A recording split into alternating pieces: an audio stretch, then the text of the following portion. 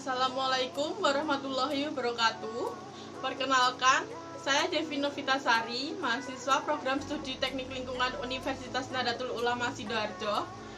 Pada video kali ini, saya akan mereview jurnal yang berjudul Analisis dan Evaluasi Saluran Drainase pada Kawasan Perumnas Talang Kelapa di Sub Daerah Aliran Sungai Lambidaro, Kota Palembang, di mana jurnal tersebut sudah saya gunakan untuk UTS mata kuliah Sistem Drainase Perkotaan pada semester 5. Untuk lebih lanjutnya, silahkan simak video hingga akhir.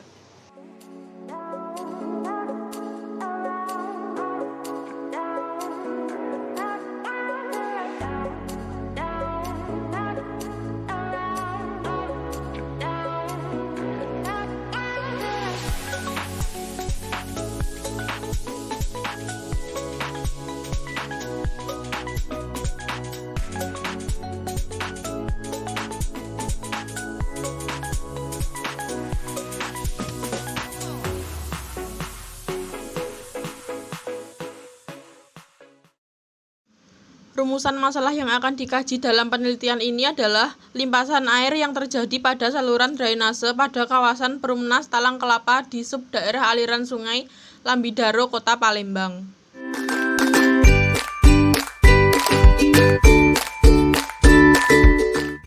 Pada poin pertama yaitu daerah aliran sungai. Daerah aliran sungai dapat diartikan sebagai kawasan yang dibatasi oleh pemisah topografis yang menampung, menyimpan, dan mengalirkan air hujan yang jatuh di atasnya ke sungai yang akhirnya bermuara ke danau atau laut.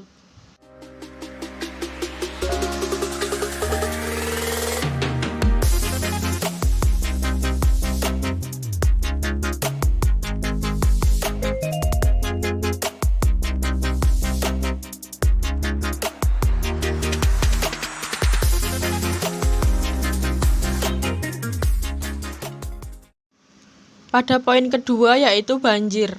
Banjir adalah peristiwa terbenamnya daratan yang biasanya kering karena volume air yang meningkat. Banjir ada dua peristiwa. Pertama, peristiwa banjir atau genangan yang terjadi pada daerah yang biasanya tidak terjadi banjir.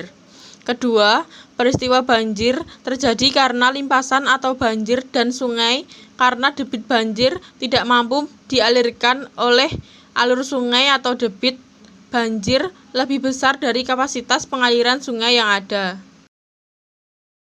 Poin ketiga adalah drainase perkotaan.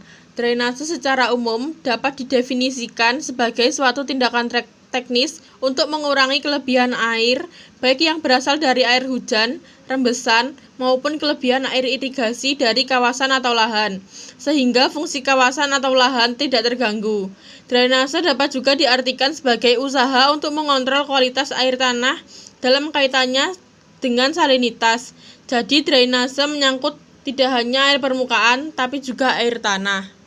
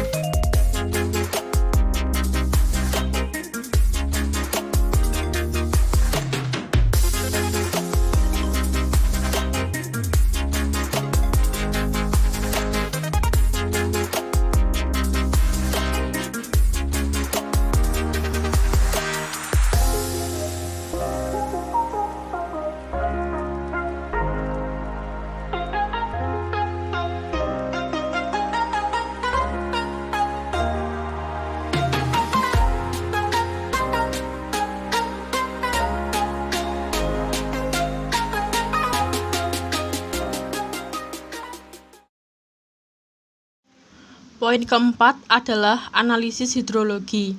Analisis hidrologi merupakan langkah yang paling penting untuk merencanakan drainase. Analisis ini perlu untuk dapat menentukan besarnya aliran permukaan ataupun pembuangan yang harus ditampung. Data hidrologi mencakup antara lain luas daerah aliran drainase, besar, dan frekuensi dari intensitas hujan rencana.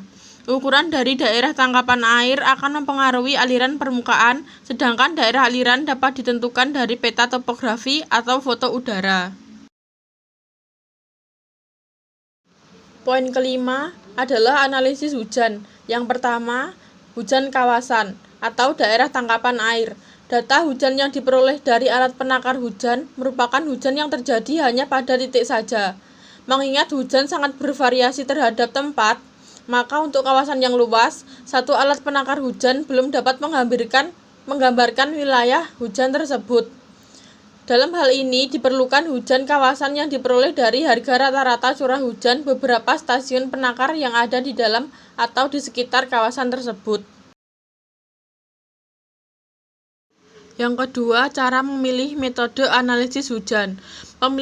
Pemilihan metode yang cocok untuk dipakai pada suatu daerah aliran sungai dapat ditentukan dengan mempertimbangkan 3 faktor berikut. Yang pertama, jaring-jaring pos penakar hujan dalam daerah aliran sungai. Yang kedua, luas daerah aliran sungai. Yang ketiga, topografi daerah aliran sungai. Poin keenam adalah hujan rencana. Penentuan besar hujan rencana memerlukan data hujan jangka pendek atau kalau data tersebut tidak ada, maka dapat digunakan data hujan harian maksimum. Data ini kemudian dianalisis menggunakan beberapa distribusi frekuensi. Ada beberapa parameter statistik yang berkaitan dengan analisis yang meliputi nilai rata-rata, simpangan baku, koefisien variasi, koefisien skewness atau kecondongan dan kemencengan, dan koefisien kurtosis.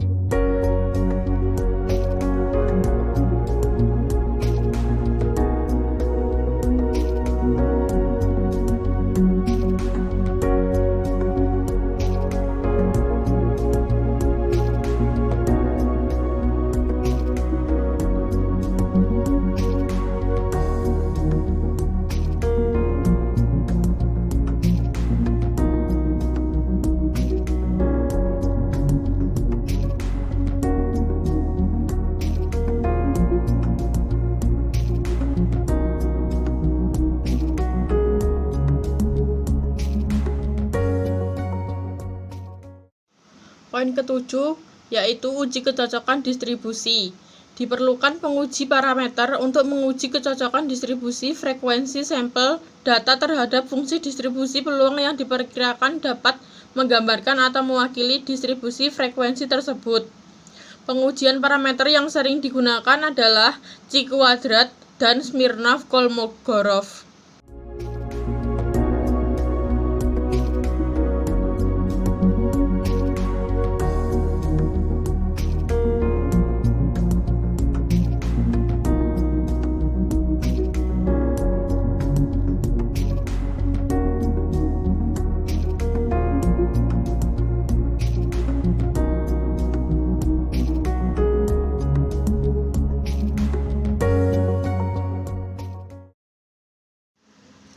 Poin ke-8 adalah intensitas hujan.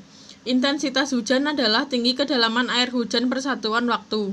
Sifat umum hujan adalah makin tinggi hujan berlangsung, intensitasnya cenderung makin tinggi dan makin besar. Periode ulangnya makin tinggi pula intensitasnya.